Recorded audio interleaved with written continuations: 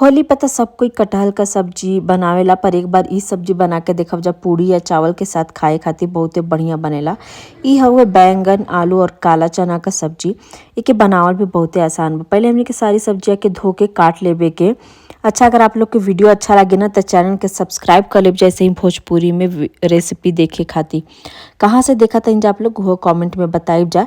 एजा हम सब्जी के काट लेल बनी, साथ में आधा एक बड़ा प्याज और आप लोग के लहसुन और हरी मिर्ची काट के रख लेबे के। कढ़ाई में गरम करे के तेल ओमा डाले के हमने के पंचफोरन, हरी मिर्ची और प्याज।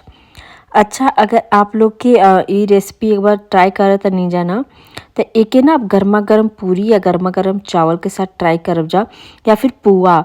होली में जब पुआ बनेला ना ओकरे साथे ये सब्जी बहुते बढ़िया लागेला। साथ में जब प्याज भूनला के बाद एजा हम डलनी है टमाटर और नमक डाल देनी है ताकि प्याज और टमाटर हमनी के गली।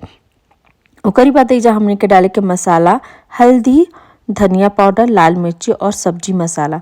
ये मसाला के जितना अच्छा से आप लोग धीमे आंच पर भूनब जाना उतने बढ़िया ये सब्जी बन के तैयार होला। और पुआ के साथ तक ही बताई कितना बढ़िया लागेला। और एक बीच बीच में चलावत रहे के जब तक कि मसाला तेल ना छोड़े। जब मसाला आपके लगे कि भुन गइल बा तब एमा कटल हुआ आलू और बैंगन डाल के एके थोड़ी देर तक हमनी के भूने के। पानी अभी ना डाले के एके 2 से 3 मिनट तक भूने के। और बीच बीच में चलावत रह जा, नहीं तो कई बार नीचे से पकड़ ले जा। हम चना, काला चना के उबाल के रखल रहनी है, ओके भी डाल देनी है 2 मिनट भुनने के बाद मसाला। और एके भी हमने के भुने के और चना वाला जो पानी उबालत समय पानी डल रहनी जा वो पानी भी ये सब्जी में डाल दी, जैसे ना टेस्ट बहुते बढ़िया हो जाला।